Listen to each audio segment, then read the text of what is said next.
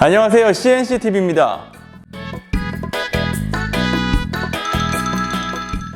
오늘은 지난 시간에 했던 횡격막 호흡의 이론적인 내용들에 이어서 추가적인 연구 내용들과 횡격막 호흡에 대한 실습을 여러분들과 함께 진행해 볼 겁니다. 함께 따라해 보세요.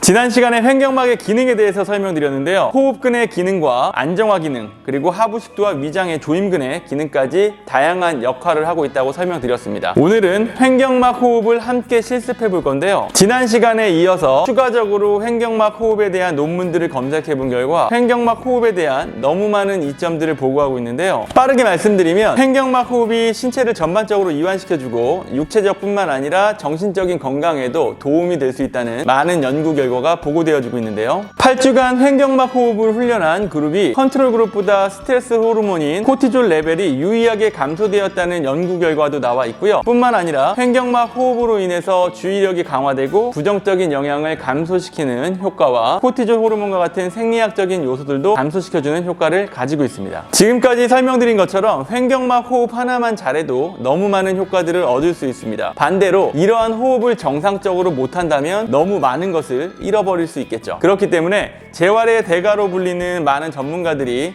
호흡의 중요성에 대해서 지속적으로 언급한 이유가 있었던 거죠. 오늘은 지금까지 언급했던 횡격막 호흡 운동을 진행해 볼 건데요. 정상적인 방법으로 진행하신다면 간단하게 횡격막 호흡만으로도 전신이 이완되는 걸 느끼실 수 있으실 거고요. 추가적으로 신경계 또한 편해지는 걸 경험하실 수 있을 겁니다. 그럼 지금부터 횡격막 호흡에 대해서 정확하게 알아보겠습니다.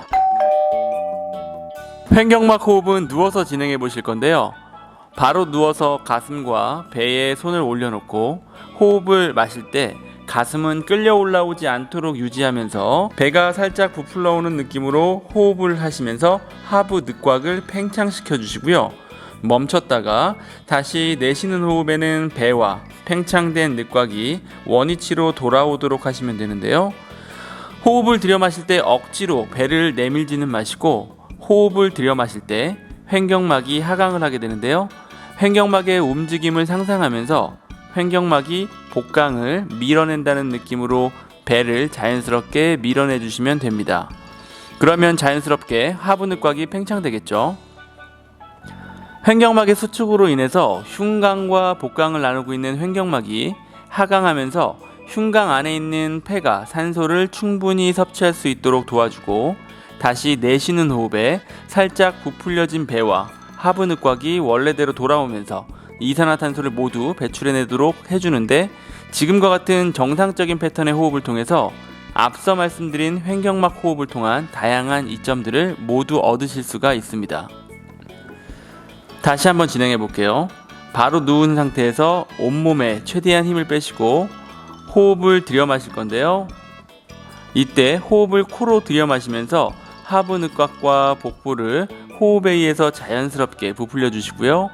완벽하게 흡기를 하셨다면 이어서 호흡을 입으로 뱉으면서 팽창시켰던 하부 늑곽과 복부를 풍선 바람 빠지듯이 살며시 제 위치에서 살짝 할로잉하는 느낌으로 넣어주시면 됩니다. 이어서 두 번만 연속으로 해볼게요. 마시는 호흡에 자연스럽게 하부 늑곽을 팽창시켜 주시고요.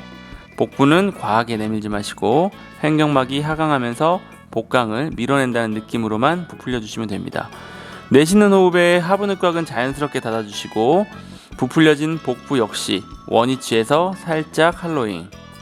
다시 마시는 호흡에 하부 늑곽 부풀려 주시고 내쉬는 호흡에 원위치에서 복부는 살짝 할로잉까지. 그렇죠?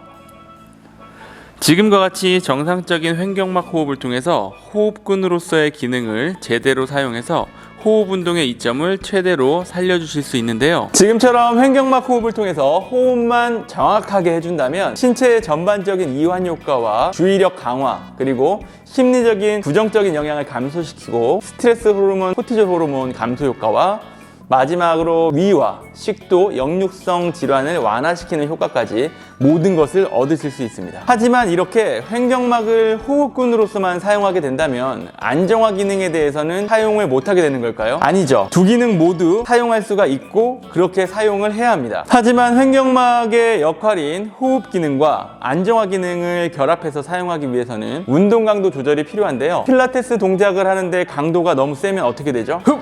하면서 호흡이 멈춰지면서 안정화 기전을 만들게 되죠. 이렇게 횡격막이 안정화 기능의 역할만 해야 하는 상황이라면 호흡 기능은 사용을 하지 못하기 때문에 강도를 낮춰서 호흡 기능과 안정화 기능 모두 결합된 움직임을 제공해 주는 것이 특히 필라테스 운동에는 효과적입니다. 오늘 진행했던 횡격막 호흡과 같은 이상적인 호흡 패턴은 기능적인 활동 중에도 유지가 되어야 하는데요. 한마디로 운동 중에도 호흡근의 기능과 안정성의 기능을 동시작용할 수 있어야 최적화된 퍼포먼스를 나타내고 더 큰 이점을 가져갈 수 있다는 얘기입니다. 하지만 실제로 필라테스 동작들을 수행할 때 흉곽 호흡을 하면서 너무 자연스럽게 배꼽을 안으로 넣는 할로잉 동작을 한다거나 아니면 흉곽이 너무 위로 들리면서 자연스럽게 복부를 안으로 넣으시는 분들이 계시는데요. 그렇게 되면 안정성도 떨어질 뿐만 아니라 모래시계 증후군과 같은 체형이 만들어지기도 합니다. 또는 반대로 너무 흉곽 호흡에만 집중하다 보면 가슴 근육이나 보조 호흡근을 과하게 사용하게 되는데 그럴 경우에는 오픈 시저 증후군과 같이 흉곽이 너무 과하게 열려서 체형이 망가지거나 심할 경우 잘못된 호흡으로 흉요추근막에도 스트레스를 제공하면서 허리 통증을 유발하는 경우들이 생기게 됩니다. 그럼 필라테스를 할 때 어떻게 해야 정상적인 호흡을 하면서 코어를 잘 잡아줄 수 있을까요? 정답은 조금 전에 말씀드린 대로 정상적인 횡격막 호흡과 대상자의 체력 수준에 맞는 강도를 설정해서 횡격막의 호흡 기능과 자세 기능 간의 적당한 경쟁을 시켜줘야 합니다. 강도가 너무 강하면 호흡이 무너질 것이고 강도가 너무 약하면 운동이 안 되겠죠. 그렇기 때문에 운동을 진행하실 때 이러한 호흡의 변화를 체크하시면 효율적인 운동 강도를 설정하실 수 있습니다. 호흡이 얕아지거나 짧아진다면 또는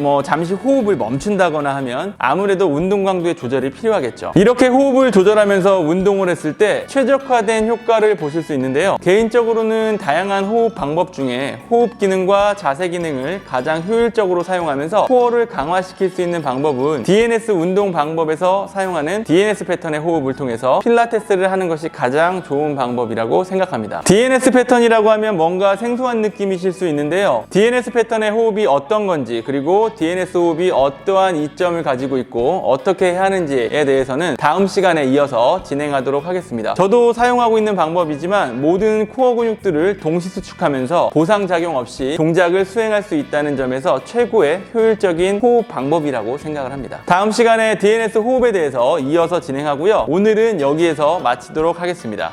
그럼 오늘은 여기까지고요. 오늘도 도전하시고 변화되시는 하루 되세요. 감사합니다.